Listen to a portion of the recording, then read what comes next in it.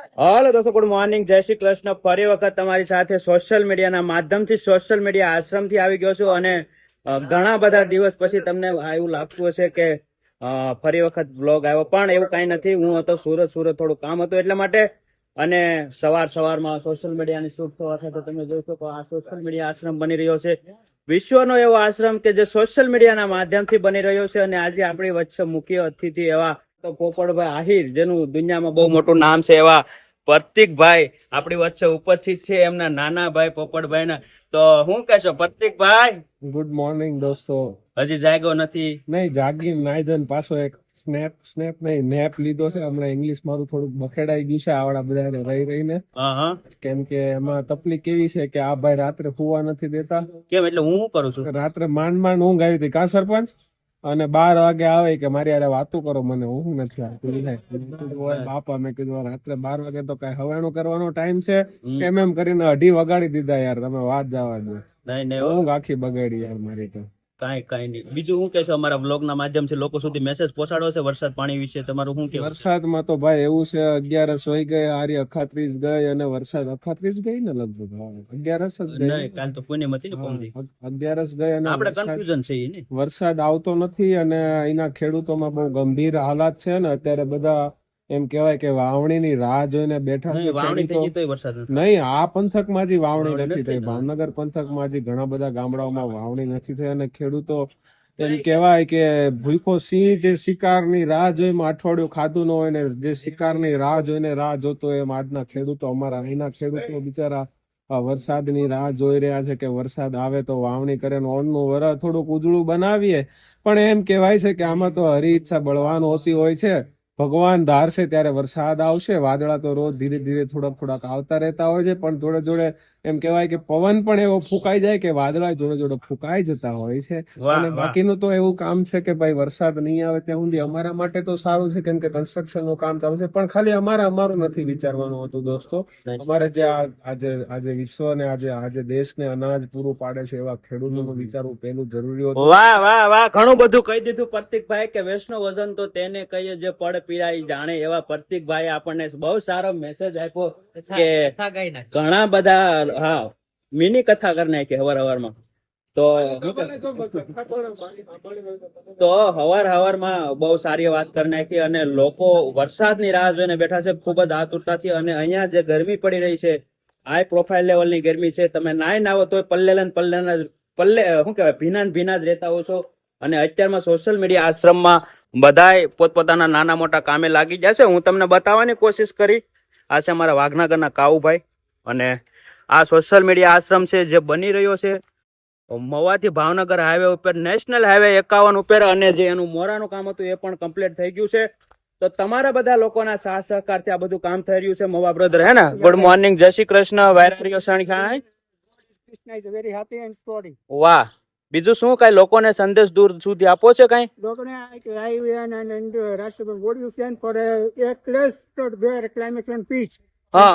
Social media okay. અને social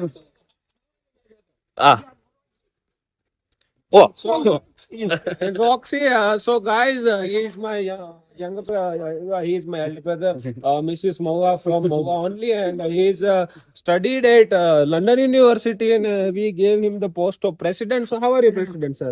right, and also always they are all there, but all multi and all social media is how much we are all the body wash.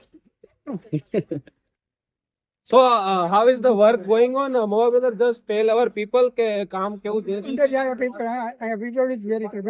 और एक बात है ऐसी है कि यहाँ labour लोगों का काफी दिक्कत है, और यहाँ के ऑर्डिनरी है खेडूत लोगों, मतलब यहाँ का मतलब लोग जो थोड़े आलसी किस्म के हैं, मतलब इन लोगों से काम निकलवाना पड़ता है. ये लोग 4 घंटा काम करेंगे, 8 घंटा सो के, तो देश का भी क्या होगा और मल्टी का भी क्या. વાહ. તો મવા બ્રધરે જેમ વાત કરી એમ તો બધાય પ્રભુજી અત્યારમાં નાઈ ધોઈ અને ફ્રેશ થઈ ગયા છે. વાગ્યા છે સવારના 8:30. અને અત્યારમાં સંજયભાઈ આપણી વચ્ચે સંજયભાઈ છે. સંજયભાઈ देखो क्या बोलोगे? गुड मॉर्निंग, जय श्री कृष्ण. ये एक ही टी शर्ट क्यों पहनते हो पूरा दिन? क्या अलग अलग है? एक ही है. हाँ, बताओ क्या बोलना चाहोगे? जब से तुम आया हो ना उसके बाद क्या है ना ये कि मेरे को अच्छा लगा भाई, वही अच्छा लगा पहना। है। हाँ, कल मैं शादी करके आऊंगा, लड़की अच्छी लगी, तुम बोलोगे एक ही लड़की होती है, ऐसा थोड़ा चलेगा भाई यार। जो चीज अच्छी लग रही है, व्हाइट टी शर्ट ही पहनते हो अभी मेरे सामने। व्हाइट मेरे को दिया मेरे भाई ने, व्हाइट तो व्हाइट ही पहनूंगा ना। वही बात है, वही क्या कहना चाहोगे? अपना भी हाल ऐसा कुछ बता दो अच्छा वाला। अरे अपना हाल तो बिल्कुल ठीक ठाक चल रहा है। है हाँ। कुछ अच्छा वाला सॉन्ग सुना दो चलो। मेरी किस्मत में तू नहीं शायद, क्यों तेरा इंतजार करता हूँ। मैं तुझे कल भी प्यार करता था, मैं तुझे अब भी प्यार करता हूँ। क्यों सजाए थे प्यार के सपने, तुझसे मांगी थी खुशी मैंने, तूने गम भी नहीं दिए अपने, तूने गम भी नहीं दिए अपने। जिंदगी बोझ बन गई शायद, अब तो जीता हूँ और न मरता हूँ। मैं तुझे कल भी प्यार करता था, मैं तुझे अब भी प्यार करता हूँ। ये मेरी रेनू गर्लफ्रेंड के लिए। वाह वाह 18 वाह। 18 नंबर, ओहो 18 तो नंबर आप उसका लकी नंबर है, मेरा भी लकी नंबर है। वाह वाह संजय भाई वाह। तो बहुत ही बढ़िया बोले आपने। अभी आप बन ठन के सुबह सुबह कहाँ जल्दी है? नहीं ऐसे ही मैं रोज तैयार ऐसे ही रहता हूँ, देखो एकदम तुम कंप्लीट। सोते हो तब भी क्या तुम क्रीम पाउडर लगा के सोते हो क्या? नहीं नहीं सवेरे उठते हो तब भी ये स्मार्टनेस, रात को हो तब भी ये स्मार्टनेस। સોશિયલ મીડિયા આશ્રમમાં બધા પ્રભુજી નાહી ધોઈ અને ફ્રેશ થયા અને બધાએ પોતપોતાની રીતે આનંદ મંગલ કરી રહ્યા છે. ખાસ વાત એ છે કે આપણે સોશિયલ મીડિયા આશ્રમમાં વૃક્ષારોપણ કરવાનું છે અને બધા લોકોની ઘણી બધી કોમેન્ટો આવતી હોય કે ભાઈ લીમડો વાવો, વડલો વાવો, આંબો વાવો. તો ખાસ એક બધાને હંબલ રિક્વેસ્ટ છે અથવા તો કહી શકીએ કે આહવાન છે કે જો તમારી પાસે નાના મોટા કોઈ રોપડા હોય તો તમે અવશ્ય સોશિયલ મીડિયા આશ્રમમાં આવી તમારા હાથે વાવી શકો અથવા તો તમે મોકલાવી શકો. અને અમે પણ થોડાક દિવસમાં કરશું વૃક્ષારોપણ એવો પ્લાનિંગ કર્યો છે, પણ થોડુંક જોવું પડે એમ છે વરસાદ પાણીને લીધે. થોડુંક એમ કે એક વરસાદ પડી જાય પછી નાખીએ તો વાંધો ન આવે એવું કે બધાય. અને અત્યારમાં બધા નાહી ધોઈને ફ્રેશ થઈ ગયા છે. તો તમે પણ જો સોશિયલ મીડિયામાં યોગદાન આપવા માંગતા હોય તો અવશ્ય અમારી હેલ્પલાઇન ઉપર જઈને કોન્ટેક્ટ કરીને જણાવી શકો છો. અને આ બની રહ્યો છે આપણો સોશિયલ મીડિયા આશ્રમ, જે વિશ્વનો એવો આશ્રમ તમને ખબર છે કે જે સોશિયલ મીડિયાના માધ્યમથી બની રહ્યો છે ને નિરાધાર નિસહાય લોકો માટે બની રહ્યો છે. તો અવશ્ય એક ફેરો આવો, મુલાકાત લો અને જો ફ્રી હોવ તો શાંતિથી આ એક દિવસ રોકાઈને જોવો. જોયો નરેશ સોશિયલ મીડિયા.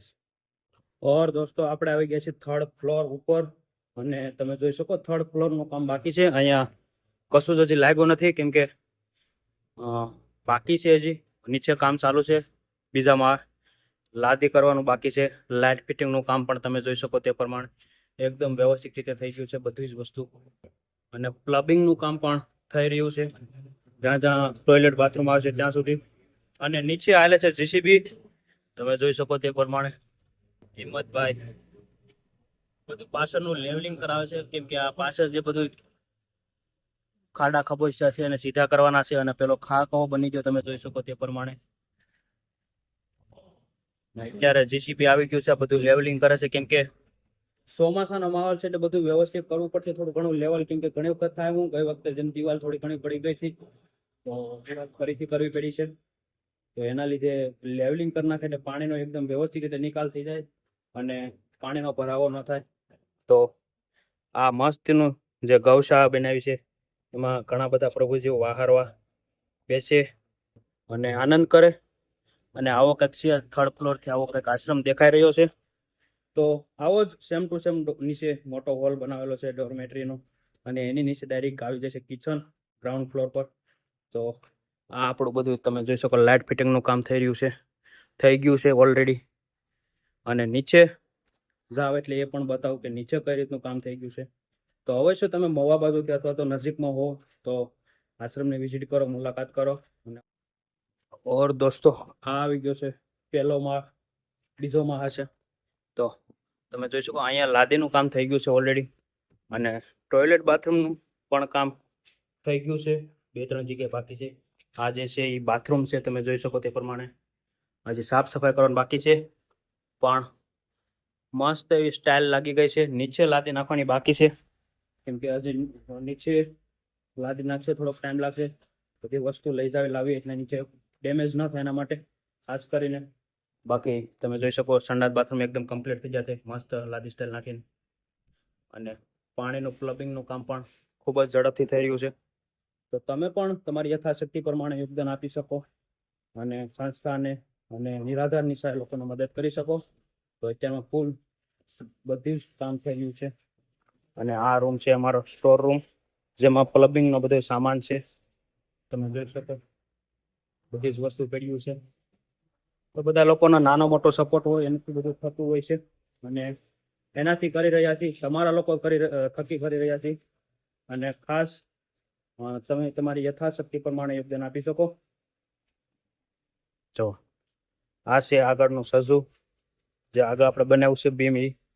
અને આવું કંઈક આ બાજુ આશ્રમ આખો બનશે. આવી ડિઝાઇન છે, તમે જોઈ શકો તે પ્રમાણે મસ્ત. આ બાજુ પ્લાસ્ટરનું કામ થઈ રહ્યું છે અને નીચેથી તો રેતી આવી રહી છે લિફ્ટમાં.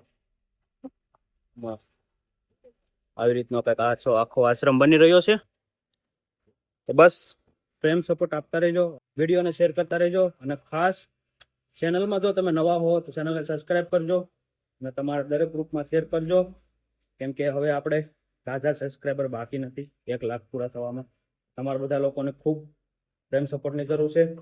તો એક વખત વિડીયોને શેર કરી પાછો.